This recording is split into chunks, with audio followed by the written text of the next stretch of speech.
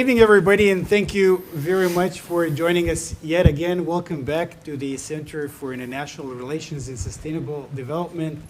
It's been a privilege to know you all and to work with you over the past 12 years.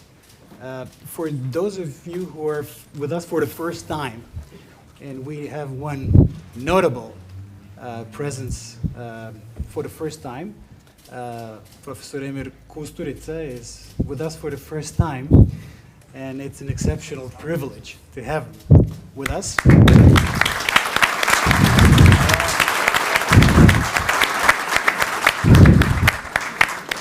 When I think of goat and Serbia in the same sentence, I can only think of two people. One is Novak Djokovic, the other is Professor Kusturica. We're very happy to have him with us. But for those of you who are here for the first time, Center for International Relations and Sustainable Development has been striving over the past 12 years to improve the understanding of the world to people around here. We have been publishing a journal which is called The Horizons, which is an uncensored platform that allows for a difference in opinion on thinking global, on all the global challenges. We are very proud to have come to the 30th volume, actually, and the last volume that we published was about Russia. And we are going to talk about Russia in the aftermath of this introduction. But today with us, we have a very special guest. And as you know, we're trying to bring interesting, captivating guests to our discussions. And today's guest, Professor Andrey Sushentsov, is actually not here for the first time. He is not the guest of the center for the first time. About 10 years ago, in the summer of 2015, we organized a big summer school to which we brought several notable lecturers and professors from around the world. And Professor Sushentsov, at that time 10 years younger than today, he was a recommendation of Rector Anatoly Torkunov, the director of MGIMO University. We wanted to have Rector Kortunov with us. He couldn't travel in July of 2015, but he recommended Professor Sushentsov. And after this whole school, where dozens of professors actually came through and talked to the students, we had the evaluation of each and every lecturer, and Professor Sushentsov was the top-graded lecturer of all the people that we brought to Serbia. That's why you didn't invite me for 10 years, right? For 10 years, yeah. But 10 years later, Professor Sushentsov is still very young and very prominent, I would say. He is the dean of the School of International Relations of MGIMO University, which is the top Russian school for everything international, as a matter of fact. And if I'm not mistaken, he had become the dean at the age of 39. So to become the dean at the age of 39 of a top Russian school is an amazing achievement. He, for about 10 years, if I'm not mistaken, also held the position of the program director of Valdai Club, which is Russian top platform for intellectual engagement with the world. He has been carrying out important analytical tasks in his various capacities for the presidential administration of the Russian Federation, for the Ministry of Foreign Affairs, the Security Council of the Russian Federation. And needless to say, we're very proud of that. He was, and not for the first time, one of the authors in the latest issue of Horizons. So I ask you to join me in warmly welcoming Professor Sushentsov back to Belgrade.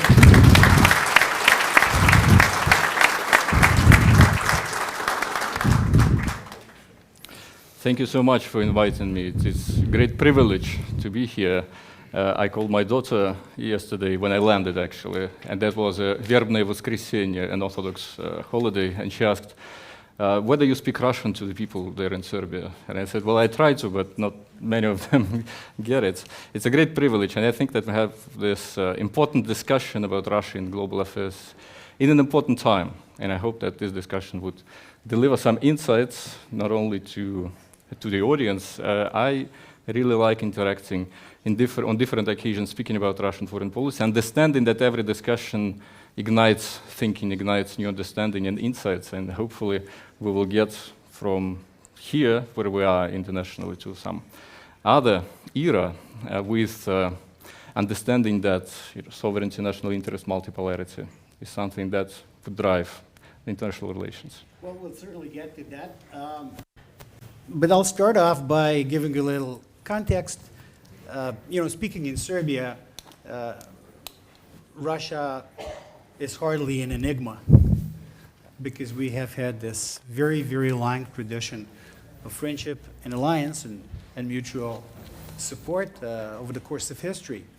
But a riddle wrapped in a mystery inside of an enigma, which is what we picked as the title for our latest issue of Horizons, talking about Russia. It's the famous quotation of Winston Churchill in the immediate aftermath of the outbreak of the Second World War. And it was referring to the inscrutable nature of Soviet intentions at that time, at least for Churchill, or at least what he claimed was a puzzle for him at a time. But fast forward to the second decade of the 21st century, one can arguably talk about a riddle, about an enigma, about a mystery when it comes to engaging with the complexities of Russian statecraft, with vast repercussions on peace and stability inside the European continent and beyond, not just referring to the war that is currently being fought in a part of Europe and where Russia is one of the participants, but Russia's plans, views, and understanding of the future world order. So allow me to start, Professor Sushentsov, by reminiscing on the fact that in the same chair where you're sitting now, in November 2019, and I know that some of the people in the audience were there, we had a very special guest. It was Professor John Mearsheimer. And he actually laid out, word by word, what was going to happen in the context of Ukraine. He said that we are on a trajectory of confrontation. Nobody seems to be at the wheel. And unfortunately, sooner rather than later, we're going to have a big confrontation. And well, a few years later, come February 2022, there was the beginning of a special military operation in Ukraine. And now we're 3 years down the road after this, a little bit more. So I'm gonna start by asking you, how do you assess Russia's place in the world today in comparison to what Russia's place in the world was in 2022? And what have you learned about the foes, about allies, and about yourself, about Russia itself in the past 3 years? Thank you for this question. It's very contemplative. And how much time do we have, basically? I will start with this. A major crisis that we are in, of course, is a significant stress test for all of the systems of Russian government, Russian economy, Russian society, Russian culture, Russian sport, Russian intellectual capacity, spirit, and everything. And I think such stresses reveals what kind of phenomena you're dealing with. And I think that a lot of observers have been much more skeptical towards Russia in the beginning. Possibly some of Russians saw themselves as in a weaker position prior to this crisis. But I would agree with John Mearsheimer, who, as you said, have been sitting here. I hope you do not expect me to make a forecast of such magnitude, but comparing to John Mearsheimer, it's really hard. But what was clear, and I was writing about it 10 years ago when I was here, a kind of a new normal has settled in the Russia-West relation by that time. And this new normal meant that both parties have permitted things to happen and let it play out what would come out of this. This was intentional in a way, because Russia and the United States tried rapprochement during the Reset Obama-Medvedev periods. They figured out that there are red lines that countries cannot cross, and they basically have decided that those bilateral relations are not obligatory to one another. They can permit a crisis in bilateral relations. And eventually, yes, that indeed led us to the phenomena of 2022. But I think that the term that we borrowed from Winston Churchill, Riddle, and enigma, is something that he used as more of a metaphor to sell his book than his very conscientious understanding of Soviet Union at that time. I would remind you that Churchill was leading negotiations from the British side with Soviet leadership, with American leadership throughout the whole negotiation complex of 1944-45. That does not include Yalta only. That was Dumbarton Oaks, that was Tehran, that was Yalta, that was Potsdam, that was San Francisco eventually. And he had very clear and very specific understanding of Soviet Union, Soviet leadership at the time. He had actually pretty good relations, even though skeptical views on Soviet Union. During his stay in Crimea, Yalta Conference of February 1945, he stayed in a castle that was built by Vorontsov's family, ex-Russian ambassador to Great Britain in the end of the 18th century. And those Vorontsovs were relatives to Spencers, and Spencers were the relatives to Churchill. So he had this feeling that like we are part of the civilization, of European civilization. But we are not one. We are on a competing courses. And even when he was speaking to Stalin and to Roosevelt in Yalta in 1945, there was this Yaltan moment, Duch Yalty, there was Yalta spirits, the spirits of friendship, the spirit of common victory, the spirit of new endeavor, new world. It was a period where my university, MGIMO, was established in 1943. It was established understanding that a new international system would require a new generation of diplomats who would form this system, new type of bilateral relations, new international organizations, United Nations, that was decided in Yalta, basically, in 1945. And I don't think that Churchill thought of Soviet Union at that time as an enigma. Actually, he was the person who, as sources say, took a sheet of paper and speaking to Stalin personally, he drew numbers, a percentage of spheres of influences in Europe. And he was the person who understood that politics is not emotion, strategic calculus is not emotions. And to make the system durable, to make the system stable, to make it predictable, as you can with an adversary, despite this Yalta spirit, he understood that Soviet Union is an adversary country, a different ideology, a different economic system, a lot of military might that Soviet Union can use in any part of the world. But he understood that the era that is approaching, that is coming, it needs stability, it needs responsibility, and it needs something that would regulate relations between major gravity centers, major powers. And despite this Yalta spirit, friendship, joint victory, Americans were developing nuclear weapons and were planning to use it very soon. The British had this plan, unimaginable, fighting Soviet Union with German divisions. Soviet leadership also had a calculus, what to make best out of the victory of Soviet Union, out of the Berlin victory.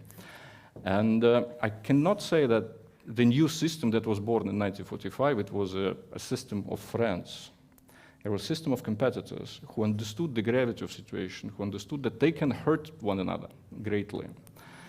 And when the time started to pass, I think this experience that the elites have delivered by the course of events, it started to fade out. Not in Russia, actually. In my school, in the General Staff Academy, School for Military Officers, top military officers, in some other universities that prepare Russian elites, we have a system that is reproducing strategic thinking. That implies that you need to conduct a responsible, global responsible statecraft, that you should, if possible, do not permit military crisis. That military crisis is the least necessary, the least probable way to deliver foreign policy outcome. But you also understand that on occasions it is possible, and on occasions it is necessary. What I think, we learned about international system is that this sense of responsibility has started to come back a bit. American assessments of Russia that have just recently been published, last week I think it was, annual threat assessment by the American intelligence community, Director of National Intelligence, a new one. They had all the new intelligence officials at the top. They state that Russia would remain a strategic competitor, a strategic threat to American interests for the upcoming generation. Ukraine crisis has not inflicted a significant damage to Russian ability to project power. And they consider the most important threat to American interests a joint effort by Russia and China. So basically, if you're talking about the lessons of today and in the American assessment, and obviously talking about Ukraine, let's dive in right into this because it is a great crisis. It has been a great crisis for the past 3 years, and for the first time after the onset of this crisis, we seem to witness certain developments that give rise to hope that a peace or at least an armistice sort of could be achieved in 2025. And right now, the key interlocutors are Russia and the United States. And I'm wondering, what is your assessment? Can 2025 be, or how likely 2025 is to be the year of cessation of essentially war operations in Ukraine? And what do you think are going to be the key parameters, or at least from Russia's perspective, what must be the key parameters for a peace or an armistice to take hold in 2025? I would start with the notion that this crisis would not have happened if negotiations that were taking place in the end of 2021 would be successful. Russia has very plainly explained what specifically is critical, vital issue of vital interest for Russia in the European security in Ukraine. And all the other negotiation periods, like in Istanbul in 2022, President Putin's speech last year in July in the Foreign Ministry, where he explained how Russia sees the conclusion of this crisis. They were basically the same terms that Russia has been proposing in 2021. And we're coming back to them, basically, after 3 years of war and a lot of loss of life and a lot of catastrophic developments. So the question is whether Americans would have chosen differently, knowing that we would be speaking right now. Now Americans have come to a conclusion that, and that is again from this document, annual threat assessment, disregarding how many resources and how much political support and military support, intelligence support, etc., Ukraine would get from the United States and Western Europe, disregarding this, the crisis would end in a way that Russia sees it would end. And I think this calculus has emerged not in the Trump administration. Something like this we heard at the end of the Biden administration. And around Kamala Harris, there have been ideas that probably we need to start talking to Russians after the elections. So it was never the case that Ukraine can actually win this war. It was a case that Americans can use Ukraine as an instrument to diminish Russia's position in Europe, globally, hopefully, replace government there. And that was, I think, very cruel toward Ukraine, who wanted, who permitted, and who actually were eager to present themselves as an instrument of this American strategy. And we see now that American administration has changed its mind, has changed its course. It is the first country that is leaving all this coalition of the willing to support this war effort. And they want to do this not only saving their face politically, but also trying to return some of the investments. Actually, Ukrainians themselves, they started to brand Western assistance to Ukraine in 2023, I think, as investment. They branded themselves as, we are the best investments in security of the West. What you are doing is a kind of a, economic operation. I don't know whether they consulted Ukrainian society on this, but it's, I think, again, very, very... I mean, you mentioned cruelty towards Ukraine, and I think that one can talk about cruelty on so many fronts in the context of this crisis, American included. But let's say that it's probably well understood what Russia wants, at least declaratively, because this is what President Putin's letter prior to the beginning of the special military operation was about in the letter to the American administration. Essentially neutrality, military neutrality of Ukraine and so on and so forth. Now, the situation is such that any kind of a deal would probably entail certain territorial concession as well. But let's try to, put ourselves for a second in the shoes of Ukrainian negotiators. And I wouldn't be in their shoes under the circumstances. They're probably having a very, very difficult job right now. But what do you think is what Ukraine needs in order to agree to a sustainable peace? In other words, to say, okay, if we have to make all these concessions, we'll probably have to swallow this and make these concessions. But what assures us that in the future there is going to be no second special military operation that would, put us again in a very challenging situation? Every time I speak on the Ukraine crisis, it's hurting because in a way it is a civil war, basically. Every second Russian family has a relative in Ukraine, and of course the collapse of the Soviet Union hurted a lot of families, and nobody expected that it would end like this. I understand that the government of Ukraine that they currently have and the Ukrainian national interests probably are not the same. And we see that people around Zelensky are figuring out how to survive politically and possibly, if this would require prolongation of war, maybe it's not a bad outcome for them. But understanding that Ukraine has national interests and how to prevent things from happening once again. The sole preventer, it's not a Western peacekeepers, not an armament of Ukraine, nothing like this, would actually work as a deterrence if Russia would decide to, that some of the vital interests are at stake. Ukraine actually requires normal, positive, at least neutral relations with Russia. Recognition that Russia has some vital interest, recognition that, the rights of the Russian-speaking people in Ukraine have their interest. They need to have a right to speak Russian. Their children need to have a right to speak Russian in school, at home, everywhere. They have a right to visit the churches that they prefer. They have a right to, have a memory about their relatives who fallen in the Great Patriotic War. They have all those rights. And you cannot, Zelensky can say that I'm currently trying to affect their national identity, but the thing is that his government and previous government have been trying to build national identity on the sum of the Ukrainian society identity. It's not total, and they see it very clearly. There is no discussion about this.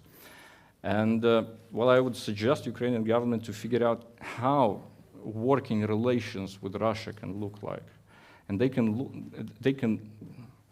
this can emerge only in the instance where Ukraine decides that it doesn't want to be an instrument of neither United States nor Europe, a military instrument, an economic instrument of the West, trying to deter, to contain, to somehow affect Russian interests. And I'm sure that Ukrainian society would agree with that. I'm sure that a lot of people are fed up with this war, and have they been consulted on this? Yeah. So, but let me then ask you a couple of questions which are like of a hypothetical nature, but I think it'll spice up our conversation. We're talking about the possibility of the deal in the end of the day. And I watched very carefully Tucker Carlson's interview with President Putin. Mm-hmm. It was a long interview, and amongst the things that Tucker Carlson asked him was about the beginning of this relationship with the West when he started being the president. And he said, President Putin said that in the year 2000, he spoke with President Bill Clinton. And that one of the things that he had asked President Clinton was, can Russia become a member of NATO? What do you think if Russia applies to become a member of NATO? Would that be a possibility? And essentially the answer was no, right? So the rest was history. We're now in 2025. And we have American president who really comes across as someone who wants to get a deal. So what if President Trump comes to Russia directly or via interlocutors and says, okay, how about like thinking out of the box right now, and how about Russia becoming a member of NATO, as well as Ukraine becoming a member of NATO? You asked President Putin, you asked my predecessor Clinton, but he was shy and he told you no. I'm going to tell you yes. So how about doing it this way? Yeah, nice one. I can tell you another story. I think it's in the books already. It was a NATO General Secretary Rasmussen who came once in Moscow and spoke to Putin, and it was a friendly conversation, 2007 maybe or something like this. Friendly conversations was still possible, or maybe later, but it doesn't matter. And he asked, "Dear Mr. President, what can NATO do for you?" And he said, "Well, you can dissolve yourself." And the humor here. And he explained that there is no need in Europe for a military organization of this type, because when you have it, the question is, whom against are you preparing for a war? And prior to 2022, prior to 2014, prior to 2008, prior to all of those events, NATO was enlarging, coming closer to Russia, eventually finding itself on the border of Russia and saying, oh my God, now I'm threatened by Russia by coming so close to Russian border. So I don't know, people are bored, I think. They want to have an excitement in life, and eventually they get us all into trouble. If Russia joins NATO, it would be a very different organization. And the thinking that was behind Vladimir Putin's idea in the 2000s, and early on, actually, Boris Yeltsin was considering something like this. It was a whole, major project that didn't work out. Russia in the early 90s was really striving and was, experimenting how it can look like with Russia being part of this global West, but not as some minor country inside the West, but as a second pillar in security-wise of the West. United States and Russia as a major nuclear powers, guarantors of stability, countries who decide how the world operates in terms of stability, security, military affairs, nuclear weapons, all these things. And it never got attention in the West, never. And I think this actually not only driven us to all this crisis, but I would use this metaphor in the discussion between President Putin at that time, American President George W. Bush, so the younger Bush. And a discussion was about the American anti-ballistic missile system in Europe, in Poland, in Czech Republic. And President Putin was challenging Bush, friendly challenging Bush, 2005, something like this. And he was saying, George, don't you see that by placing this system in Poland, you are provoking us because you are affecting strategic equilibrium. Your anti-ballistic missile system, a deterrent system for Russian nuclear weapons, and we have to reciprocate. We would have to develop new type of rockets. We will have to, position them somewhere in Kaliningrad, maybe near Alaska, somewhere else. You're provoking us, And you are saying that you are placing those rockets because you're fearing Iran. But as a geography student, I learned that Iran is somehow differently located. So maybe you can place those rockets somewhere else. Azerbaijan. It was the proposition. You know, it was very fantastic period with a lot of experience, a lot of experiments were in the play. Russia, for example, have proposed, let us build a joint anti-ballistic missile system with United States. And placed in Azerbaijan, as a matter of fact. Azerbaijan and Russian, Northern Caucasus, we can have a joint, security architecture, and that was no less than 2010, so quite recently. And Putin was explaining then to Bush that, look, it's not necessary, you are provoking us, we will have a lot of tensions, why are you doing it? And he got tired out of this discussion, and he responded in the formula of 3 parts. Vladimir, we are not enemies, so do what you want, and we will do what we want. We are not enemies, meaning that intentionally, we, Americans, are not planning against Russian interests. Do what you want.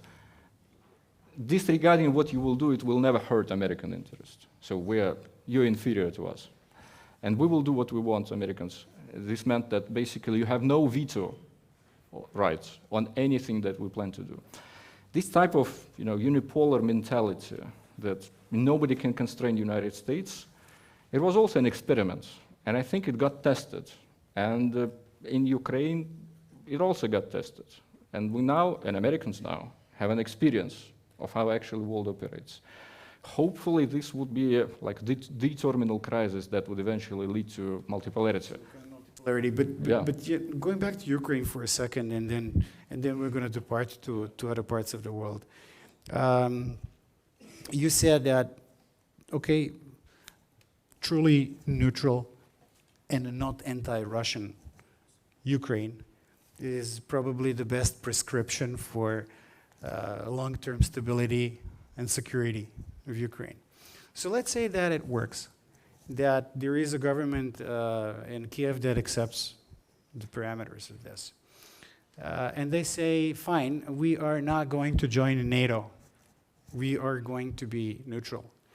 But at the same time, we want Russia to denounce the fact that Ukraine, or the rump of Ukraine, because there will be territorial concessions, we do not want to be a part of the Russian world either, the Ruski Mir. So we're not NATO, we're not Ruski Mir either. Would that be acceptable to Russia? Well, you need to term better the Ruski Mir then, like what do you want Russia to stop doing towards Ukraine? Because look, the thing is, why it's so paradoxical and observing from the West, most of Ukraine speaks Russian. Even people who detest Russia speaks Russian. Yeah. Is this Ruski Mir? Well, it is. It is. So you want, and they, forbid speaking Russians. Zelensky didn't know Ukrainian very well in the beginning of this crisis. He was learning, and he's still, struggling on occasions. He's using Russian words. And is this Ruski Mir? Well, I think so. And because his mother's language is Russian, his father's language is Russian. So we should, forbid Ukrainian president speak Russian, right? And in civil wars like this, and I would stress that in many instances it's really hard for them to draw a line where the hostilities end. On occasions the hostilities passes through families. The hostility passes through the dinner table when people do not talk to one another or decide not to cover some of the topics. One generation not speaking to another generation, and it's really troublesome. But it's probably going to be a very complicated job for the negotiators, given this and given everything. I can totally understand. And of course, for us coming from the Balkans and having gone through a very painful, breakup of Yugoslavia, it's not really foreign. It's not really distant, what you're describing to us. But I want to ask you a question. I know you're not an economist, But like one of the most fascinating things about the present Russian situation is about the state of affairs of the Russian economy.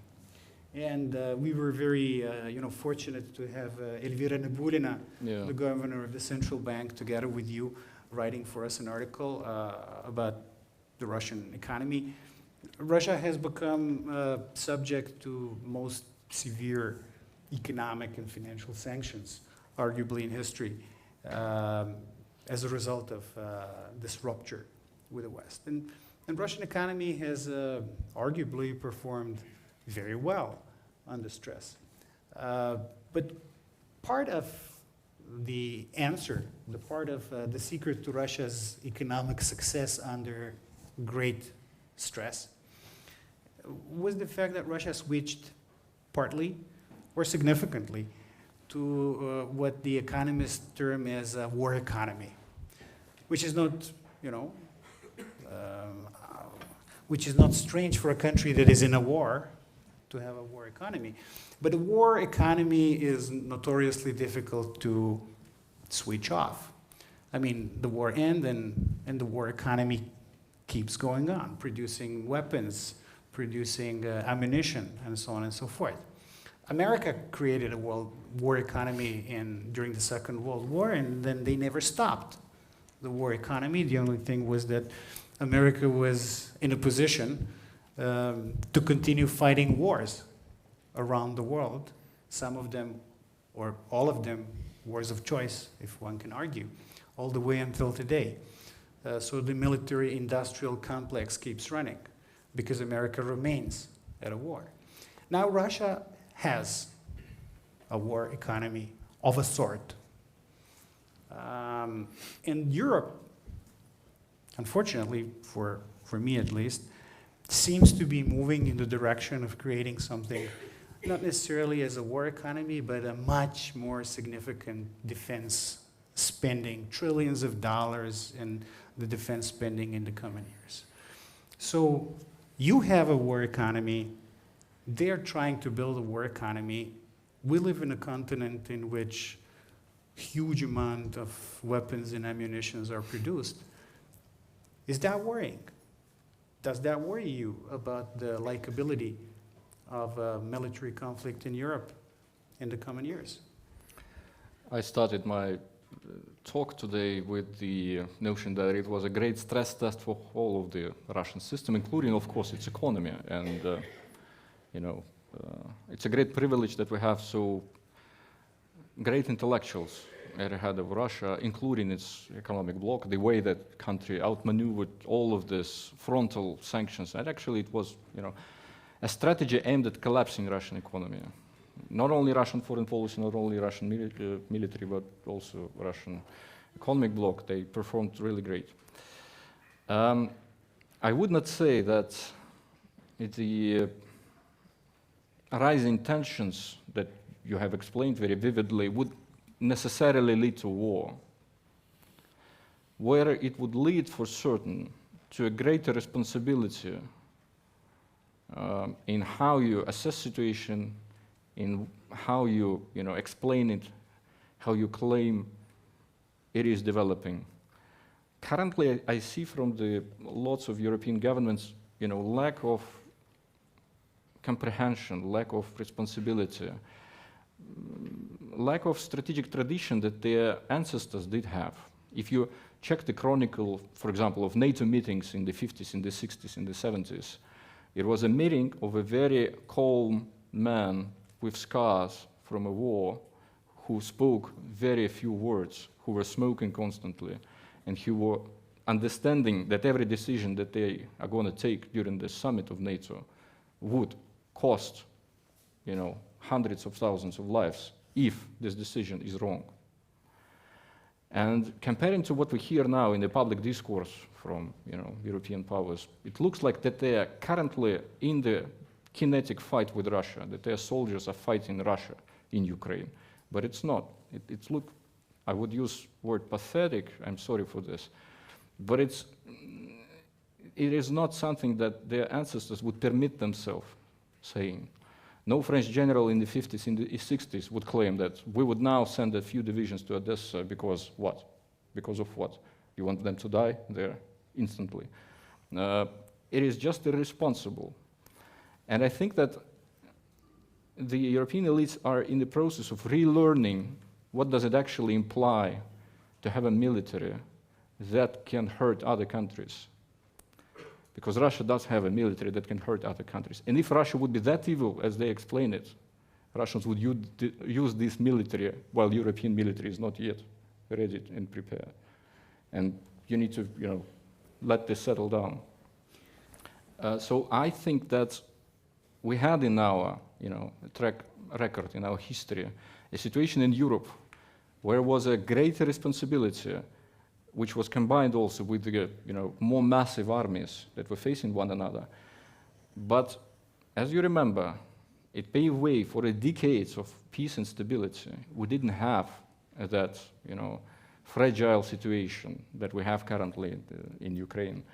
And I think that this experience, strategic experience that the elites had at that time, and they don't have right now. I don't know about your experience, but I have trouble on many occasions to find a strategically thinking interlocutor among the Europeans. It's more easy to speak with Chinese or Americans who still have this vocabulary, who understand, deterrence, nuclear weapons, total destruction, mutually assured destruction, who understand all those things, and they understand they have a responsibility on maintaining peace and stability. And they speak the same language with Russians. Listening now to what Brussels is, shouting toward Moscow, it's like nonsense. Basically, if I were to ask you from the Russian perspective, because Europe is where we live, you are part of this space, your neighbors to the European Union, and we're talking about the strategic security of the future. So from the Russian perspective, as a Russian strategic thinker, what sort of security architecture would you see happening that would be conducive to peace and stability? What kind of security architecture for Europe? I ask you if Russia and Ukraine can join NATO, and your very polite answer is that you don't think that this is a viable possibility. So joining NATO is not an option. Whether the United States is going to play a role, or what kind of role the United States is going to play in Europe in the future remains to be seen, right, because of these current convulsions. But what kind of security architecture for Europe could Russia support and live with, and at the same time be politically palatable to the main actors in the European continent? A short history of European strategic thinking. 1945, victory over Germany, American occupation of Germany, France as the, defeated country, but eventually invited to be among the victors. Great Britain, victor, clearly. Soviet Union as a part of the system, but not under the NATO that eventually emerged. Great Britain and France perceiving themselves great powers up until the Suez crisis, where Americans have showed them that they're actually not. After that, it was American nuclear umbrella that basically created NATO, and all of the European powers that were under this umbrella have decided, okay, since we are not great powers, why should we train our military for a major conflict, for an independent strategy? Why should we think for ourselves, in this new environment? And they have taken vacations from strategic thinking, I think in the beginning of the 50s, like this. And they were all on these vacations up until recently. Soviet Union collapse, Organization of the Warsaw Treaty dissolution, Eastern European nations joining NATO, not having this, strategic vacations from strategic thinking, understanding that we don't, we feel threatened being in the middle. There is still NATO existing, it still is there is Russia, so we need something. Some of them have their phobias and started to, by those phobias, basically creating tensions. Now, where we are. Americans are still in Europe, nuclear weapons, American is in Europe. Germany is, home to many, many places of American military interest. And Americans are now thinking, what is our major security problem in the 21st century? Is it Russia?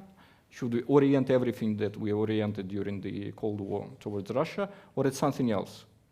And Trump administration very clearly shows that it is something else. Pete Hegseth very clearly in his memos, in his speeches, he said it's China, Taiwan.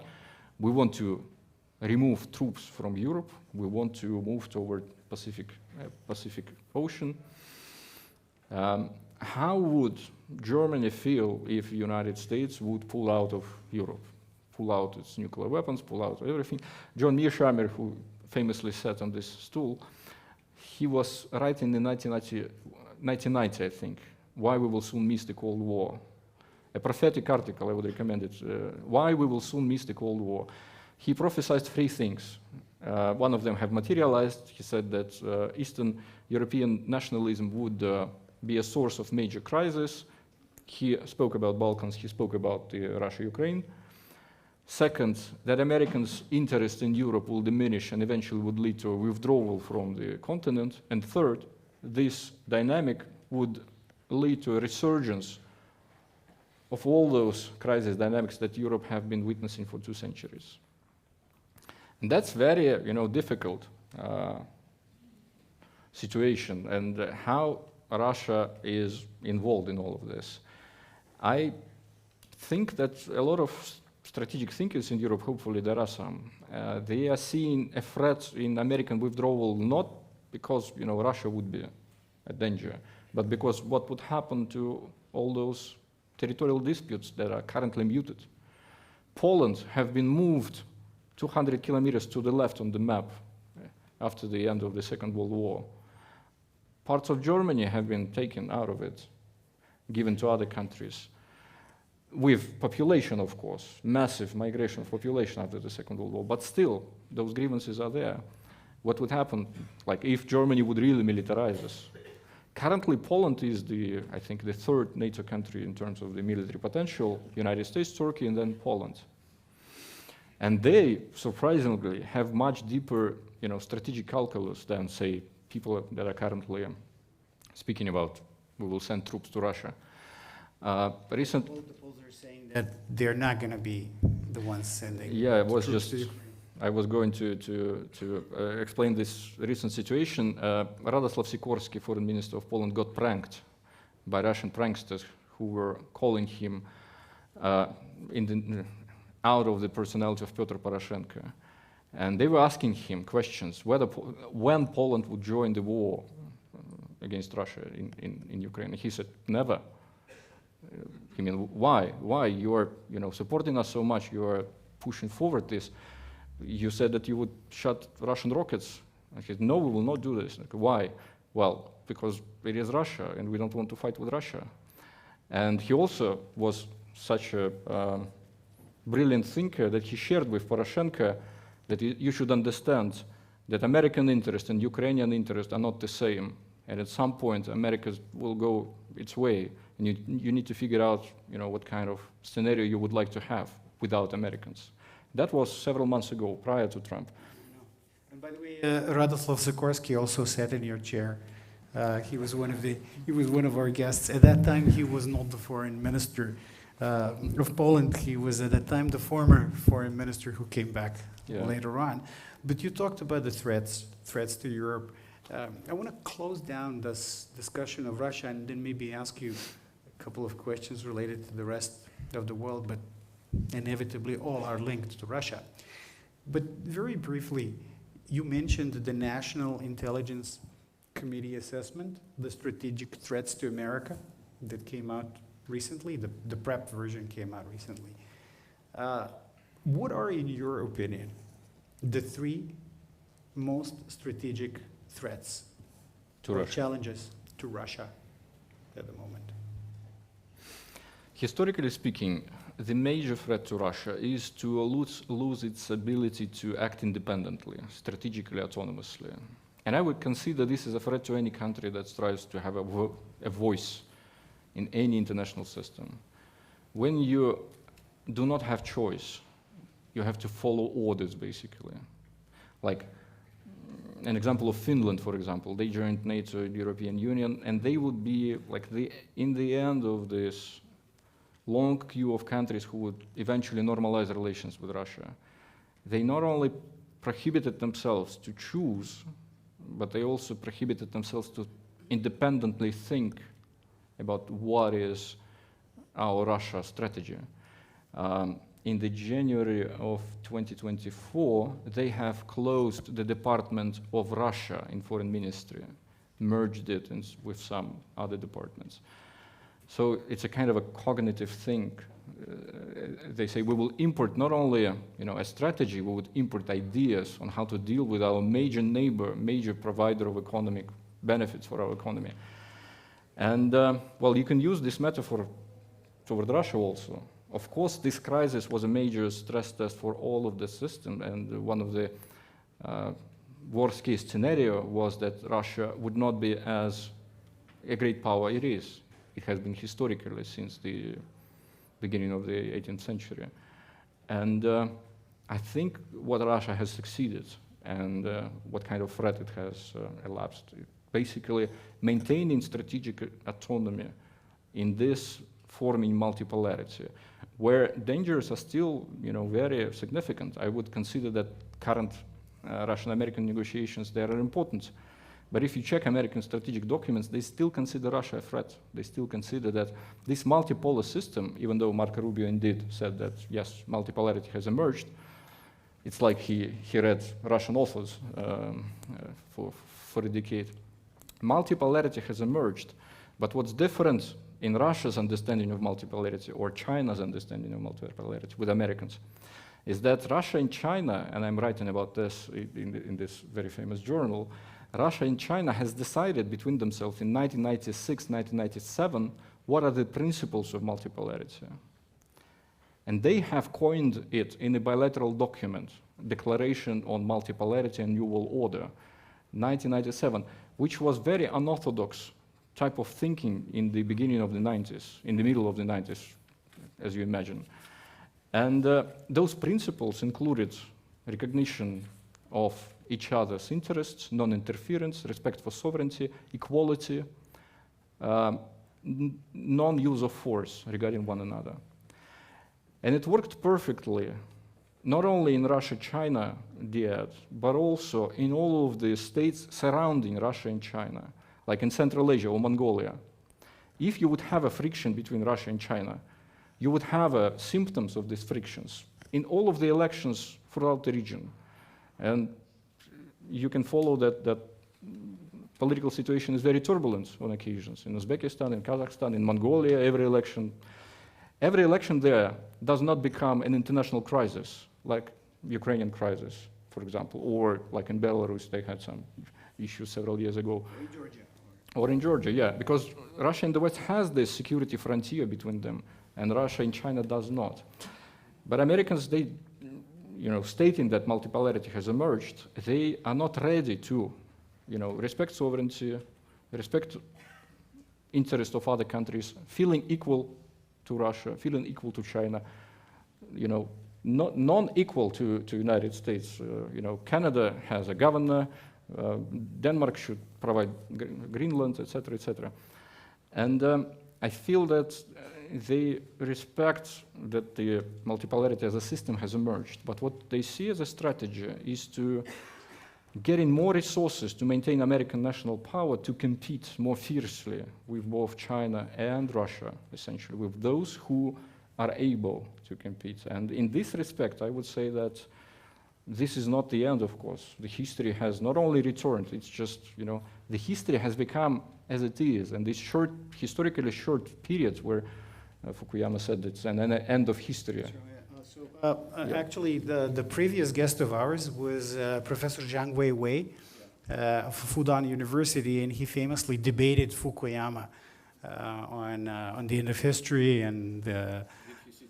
Yeah, he sat in that chair. Actually, he was there a couple of months ago, and he talked about China as a civilization state.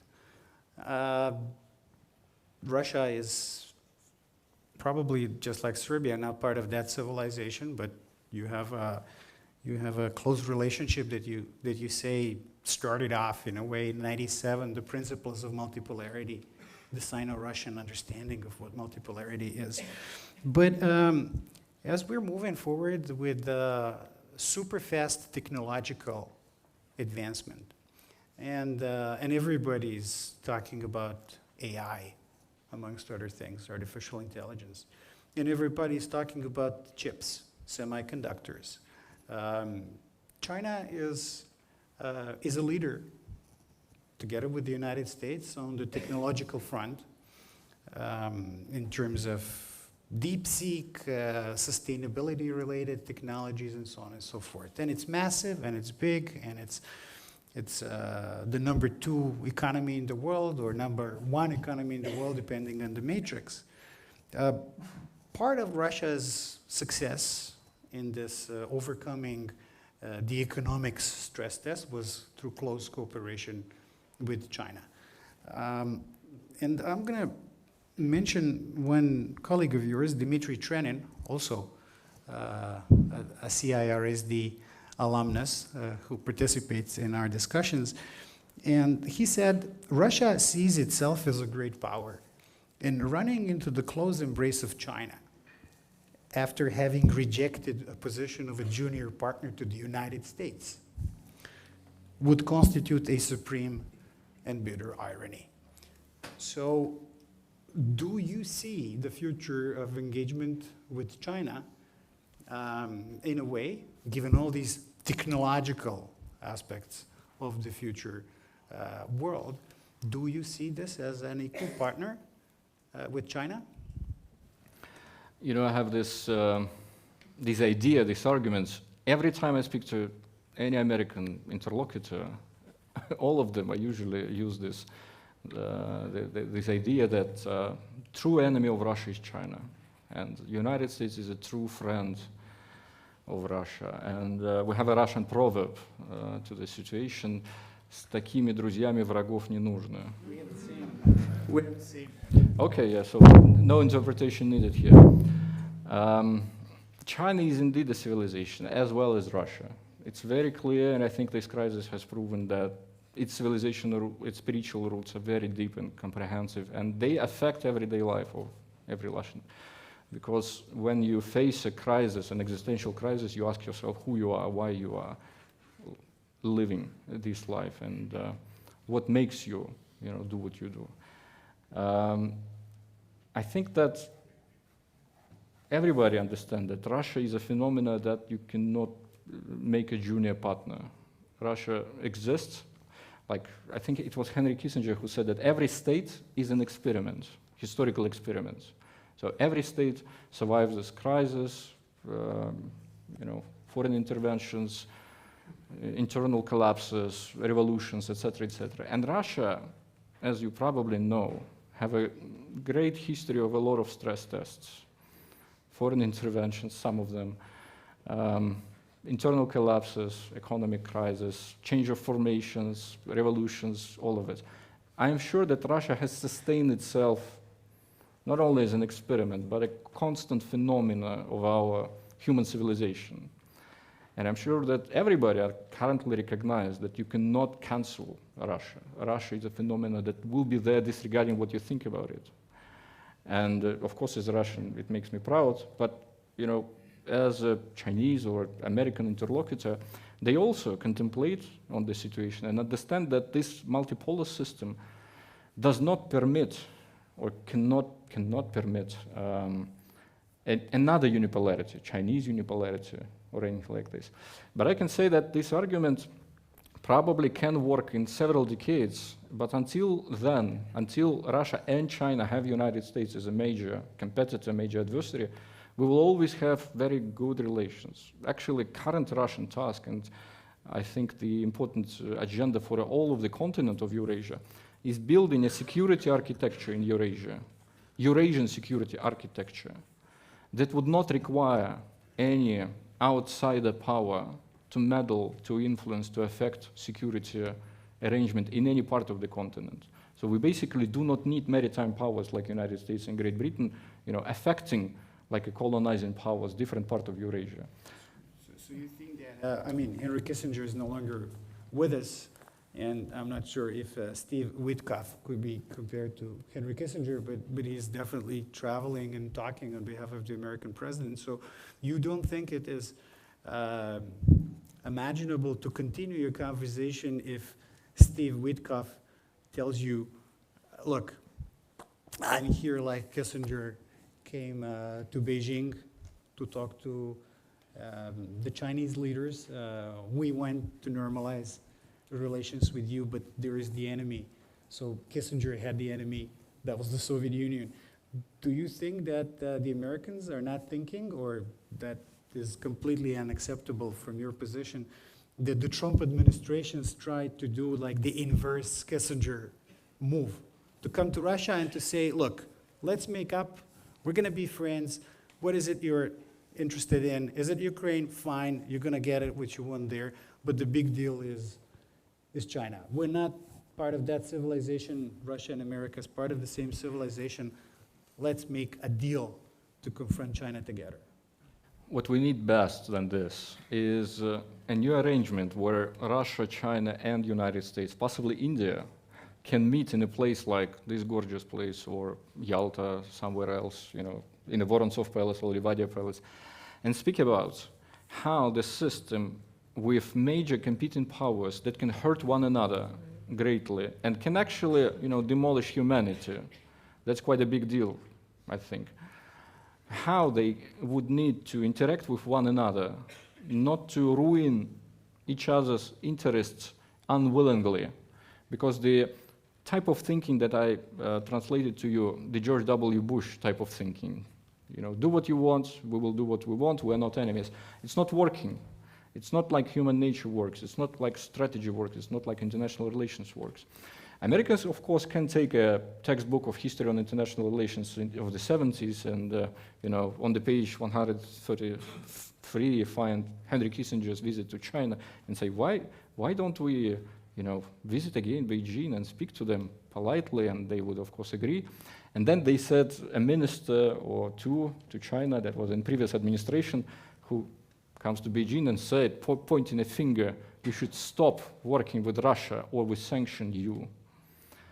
Or like Trump currently, just China, go out of the way. That's the way of, I'm pretty comfortable up until Americans would have an understanding that this is the wrong way of behaving with Russia, with China. We are on the very safe side with China. And I'm sure that's a lot of textbooks should be still read for this type of mature strategic thinking to arise. Well, thank you. And then the last question that I'm going to ask you is about the Balkans and about Serbia in particular, because we are in Serbia, and Serbia-Russia relation has been a great element of our history. And you mentioned emotions, and how in geopolitics one should probably exclude emotions from the calculus. Well, if you exclude emotions from the calculus, then there's a very different ballgame when it comes to the future of our relationship. When you involve emotions, then Russia counts as the most solid and the strongest friend. When you exclude emotions and you start looking at geography and you look at economy and the difficulties that we currently have, for instance, with a state-owned company that lives from like a month to a month in terms of, delaying the imposition of American sanctions that would essentially paralyze the company and much of the energy market in Serbia. So given all that, and geography in particular, and given your worldview of this evolving multipolar order, what's your suggestion for us in Serbia? Where should we be looking to and doing? I would not exclude emotions per se from strategic calculus. The emotions between China, Russia, United States, Great Britain, India are very hard to connect. emotions between, say, Russia and Ukraine are very easy to connect. Emotions between Russia and Serbia are very easy to connect. We understand each other, we share the cultural heritage, history, spirit, church. You know, I have this very strange feeling, goosebumps on the streets. I'm not very often in Belgrade and Serbia generally, but when I travel around the city and I see Serbian language, I understand like 20–30% of it. I understand the intonations, and I understand the, you know, the general general narrative that is behind of it. But I see it's particular, it's different a bit, and it's like looking at the mirror, but seeing only part of you. It really touches, and it is something that is with us, disregarding what we think about this connection. It's also the same with Russians and Ukrainians. It's actually, you know, in many instances between Russian and some other Slavic countries. But our problem is that we do not share a joint border, of course, most of it. And I don't think that that can be easily amendable. And some people say that this is actually a secret of our love, the fact that we do not share the border. I mean, God knows whether we would love each other as much as we do if we share the historical border. Yeah, yeah. Well, putting myself in the position of a Serbian strategic thinker, how would I choose, having all the environment that I have currently, having the pressure that Serbia is currently experiencing, having Brussels who's saying that, you know, a president shouldn't come to Moscow for a military parade on the Victory Day, you know, having all those notations, having Americans under sanctions. It's a, you know, tough spot and very, very uneasy position, and I understand your contemplation. I would try to strive for a sophisticated strategy that would permit Serbian, you know, independence, neutrality, and sovereignty. Because in this European security environment that is still, you know, developing, and we don't know yet what is the last stage. We're speaking about in 2025, how it would look in 2035, in 2045. It is not really clear. But having an option to choose, having an ability to be a bridge, having an ability to be a crossroads, for example, having a direct flight to Moscow, having Russian investments here, being a gate of Russia, China, some other Eurasian countries in trade with Europe, having, you know, an ability to actually move wisely. That I would prefer, but I understand how marvelous strategically thinking should the government be to do it.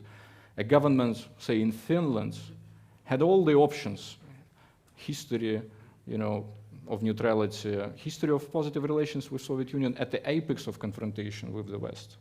They were the bridge, they were the crossroad, they were the country who benefited from being able to choose, basically. And when they decided that, no, we break with this tradition, we are closing it, we do not want to be, you know, bridge anymore, they have become irrelevant, strategically irrelevant. They have become something that nobody asks opinion.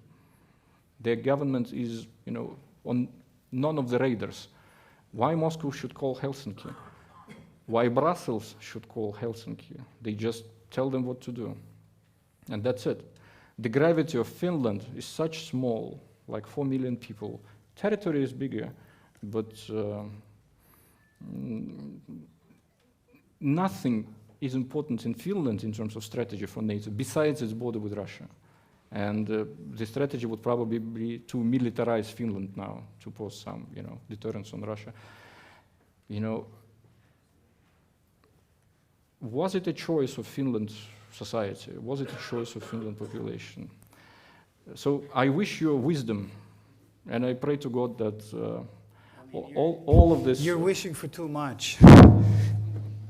I'm sure that God gives all of us what we need at the moment, and we just need to address it. On this very, very spiritual and fine note, I would then move to the Q&A part, but with an amendment, because we do have the first amongst the equal guests here. And this is Professor Emir Kusturica, so he has the right to speak first if he chooses. I don't think I could speak too much, but we are going to need a mic for you. We're going to need a mic for you because we can hear you, but the guys in the back cannot. So I could stand here Yep. and say, do you hear me? Yes.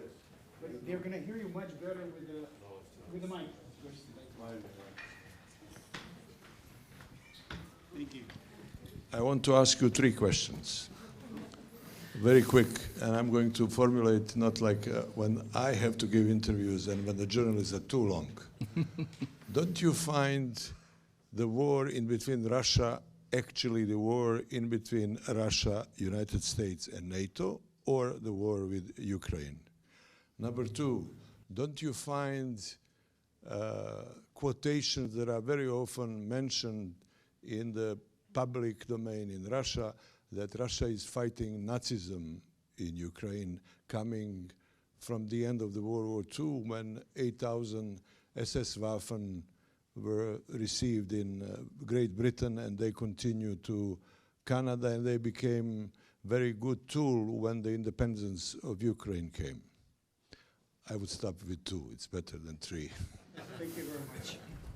How much time do I have? An hour? Well, okay. Yes, I think it is a proxy war with the United States. And Americans do not deny it with recent publications in New York Times, in Washington Post, how deeply they were involved in the planning, in the provoking this war from the very first stages of this war. They had very eager supporters and instruments in Ukraine. But it's clear that it is, of course, a proxy war with Russia. Marco Rubio has publicly submitted that it is a proxy war toward Russia. The United States is involved in it and now want to leave it, now want to abandon this effort. About the Nazism in Ukraine, Umberto Eco in the late 80s and early 90s have formulated the 14 principles of fascism. I advise you to read his paper on this, and he was really troubled with the very, indiscriminatory, sentiments that have been arising in parts of the Europe at that time. And if you use his metrics and check what exactly are the facts of Ukrainian social and political life currently regarding language, church, freedom of convention, freedom of speech, freedom to choose, you would find very troublesome comparisons. And actually, with the closed doors, a lot of European policymakers agree that there have been some foundations for Russians to claim that what is happening is a cruel policy toward its own people, Ukrainian people. It's really fantastic that this government, Ukrainian government, wants to win a war prohibiting people to pray to God they want to choose, they want to pray. I will not dive into this question, but I think that normalization of relations between Russia and Ukraine eventually would lead to more freedom, including human rights support in Ukraine. The West has used these arguments several decades regarding Russia, regarding Serbia. It has never used this argument regarding Ukraine. What about human rights in Ukraine? Where is the Venice Committee who should sign all the documents claiming that there are some violations of human rights in Ukraine? I don't hear it. Maybe I lost my English language. But I think that there are some politically motivated blindness or vacations from strategic thinkers. So I think Thank you. So now we're going to let others ask questions. We'll start there, and then we go there. There's like 3 questions in the air. Like we're going to go one by one question. So try introduce yourself and make it a question. Hello.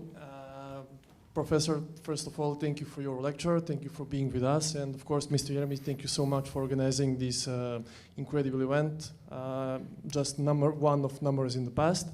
My name is Lazar. I'm coming from Niš. I'm a lawyer, and I would like to ask you one question. I just want to note it's very hard to ask anything about after Professor, but I'll give my best guess.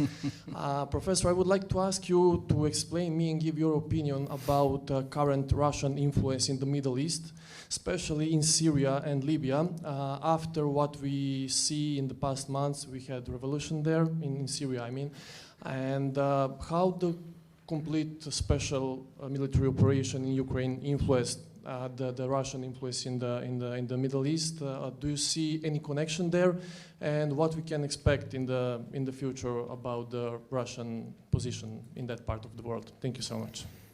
Important question. I would connect it to the negative sides of multipolarity. Russia strives really to deliver this system, multipolar system. It also entails that other major players who are militarily, economically, politically potent are able to perceive and to proceed with their interests by any means necessary, including military force. And in Syria, of course, we witnessed that Turkey is the country who not only have ambitions, but currently have resources to proceed the design. And that was, I think, a surprise to everyone. It was, of course, a surprise to Syrian government, who collapsed very rapidly. It also surprised for Russia in a negative way. It was a surprise to United States in a negative way. It was a surprise to Israel in a negative way. And it's currently a very delicate balance there, with Russian military bases still located in Syria, with Turkey being very moderate and cautious not to pose any significant frictions with Russia regarding this, understanding that Turkey is de facto having, well, not a de facto having a shared border with Israel, but it's much more deeper involved currently in affairs with the Israelis able to reach militarily any geography inside Syria without Turkey being able to stop it. And I think this is one of the artifacts that show how the multipolarity can look like in 30 years. We'll have several members of the international community being militarily potent enough to proceed with fulfilling their designs. And that would not bring good news all the time. What it brings, and Turkey in this respect is a very particular country on our continent, on two of our continents, in Europe and Eurasia. Being a NATO member, Turkey has not taken those strategic vacations from strategic thinking. They constantly had an experience of using force vis-à-vis all the neighbors, Armenia, Syria, Iraq, Cyprus, fellow NATO country Greece. So you have two NATO countries whose strategies and military designs are planned against one another. The Greek head of chief of staff last week, have been speaking that we have designed a new military plan to deter our major adversary, another NATO country, Turkey. And they, of course, they consider Greece as a challenger, as someone who has enough potential to pose a threat there. So I think that the Middle East is currently witnessing what true multipolarity can look like. Hopefully, it will never, emerge this kind of challenges and military threats in Europe once again.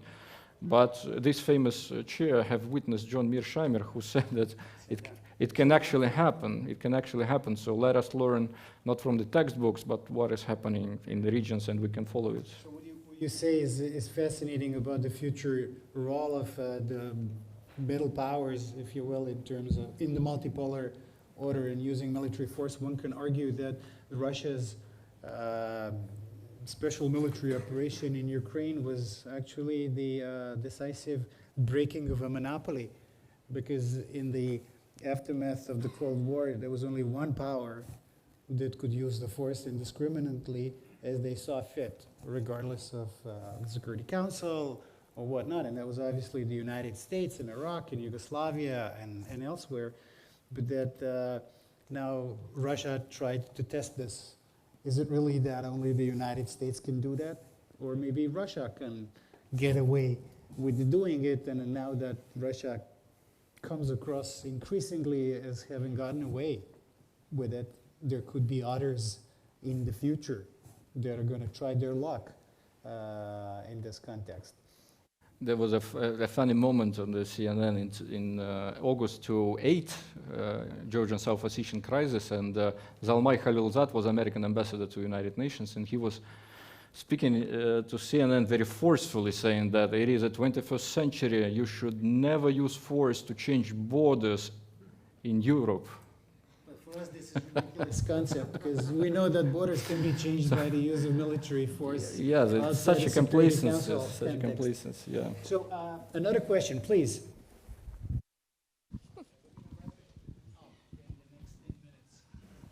Thank you. So very we can short. have drinks with the professor. Dr. Neven Cvetićanin, former member of parliament, now principal research fellow at the State Institute of Social Sciences, the president of the Independent Forum for Strategic Studies.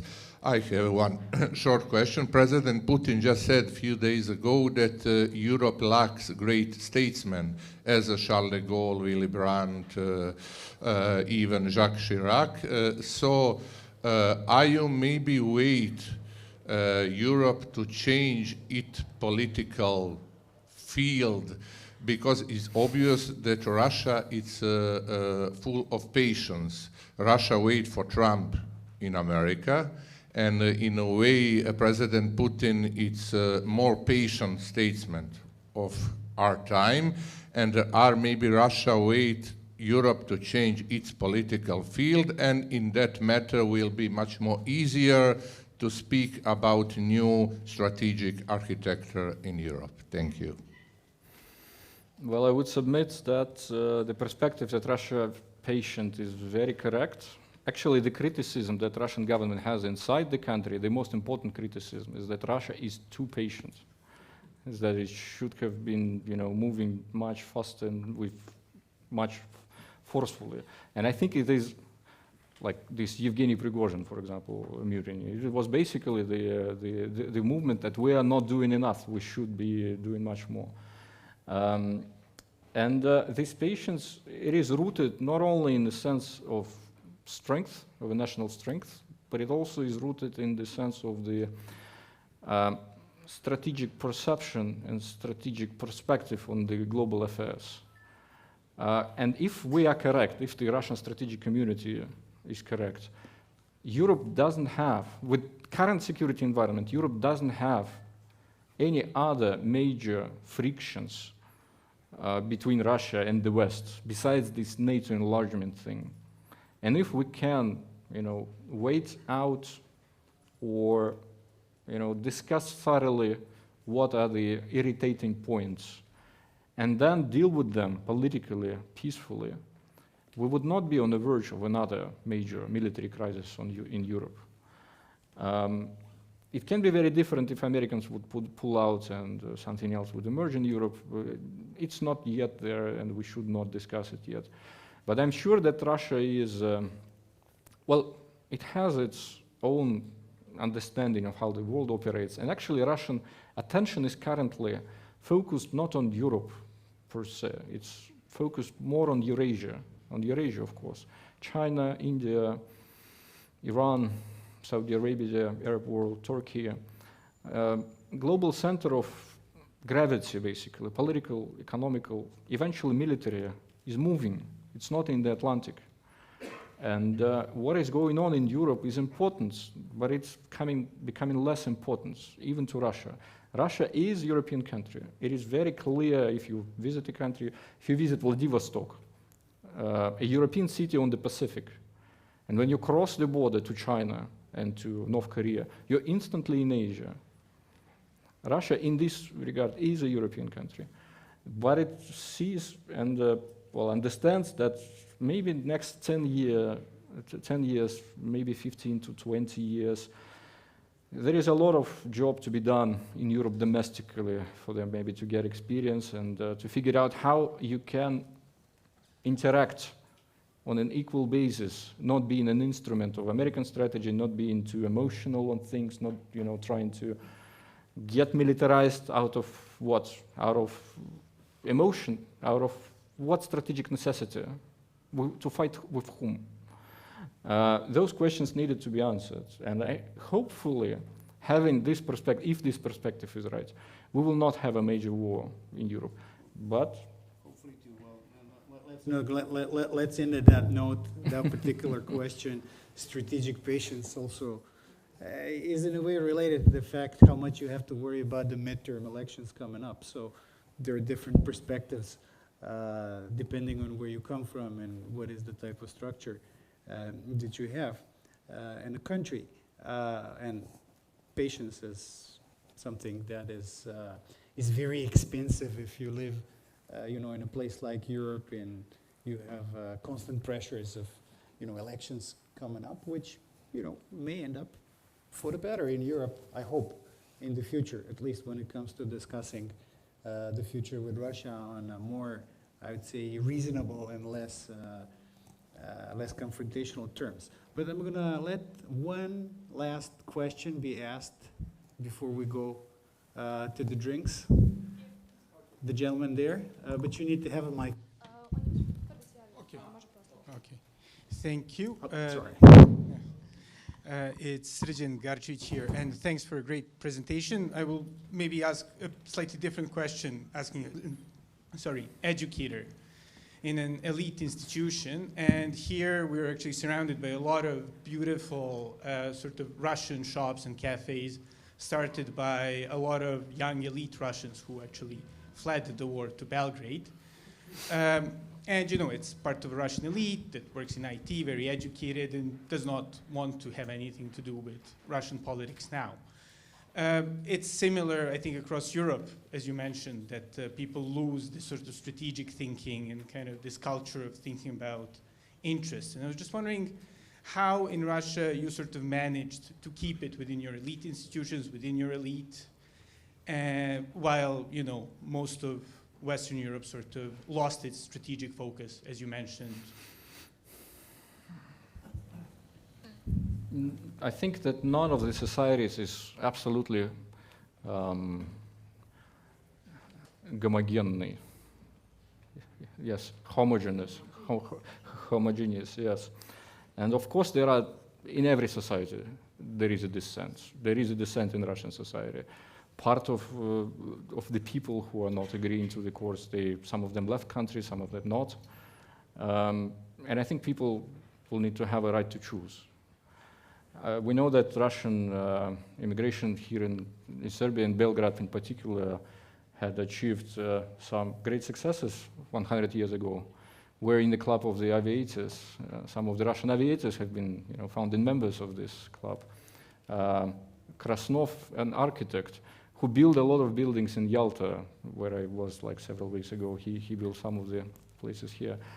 So, history is very long, and hopefully when this crisis ends, let us capitalize on the new ties, new relations that have been built throughout this stress test, major stress test. And but what's important, and I think this distinguishes country with strategic inheritance. Inheritance is something that you can deliver to next generation. How you conduct strategy, how you conduct foreign policy in a different international environment by a new generation of elites. It's rooted in history and deep reading of history. It's rooted in national spirit. You need to ask yourself questions about your relations with God, why Orthodox Christendom has, been the religion of choice, and how exactly it affected Russian history. Because a lot of answers are there. Also a lot of answers about your internal hesitation and your internal, inability to maintain balance are there. You need to ask yourself about your family. When you know the history of your family for several generations, you have all the answers, because they were living, enjoying, fighting for this country. They were living the life of this country. They were building this country. Like my family has half of it a military men, half of them engineers, half of them educators. My great-grandfather was a German language instructor during the Second World War, and he was a teacher in school. And he became a fighter, fought for Berlin, then was fighting with Japan. And he came back and he became a teacher again. My father, he was a military engineer at the Baikonur, launching space rockets into space, and he was acquainted with some of the famous Russian engineers of that time. And I can proceed with this. I can tell the history of my family and history. That's basically my intellectual and spiritual history. And when you have this, you know, родословная, The Rodoslav, yeah. the Rodoslav, it's the same. So you see, the keywords are the same. When you know your родословная, you don't ask yourself, why are you making a choice that you are making? And I think this what European elites should ask themselves. What would, you know, Charles de Gaulle do? What would Winston Churchill do? What would, you know, Roosevelt do? What would some other people do? And if you ask those questions, you would stop just saying that irresponsibly Russia is a threat and we need to militarize. Hopefully that would bring peace to Europe. Thank you very much. Let us try to end on this very hopeful note. I want to thank Professor Sushentsov. I want to thank you all for bearing with us. There's a bonus now. We can stay together. We're having a cocktail party. We can continue talking informally with Professor Sushentsov. So stay on if you're eager to continue our discussions. But thank you very much, Professor Sushentsov, and thanks for everything.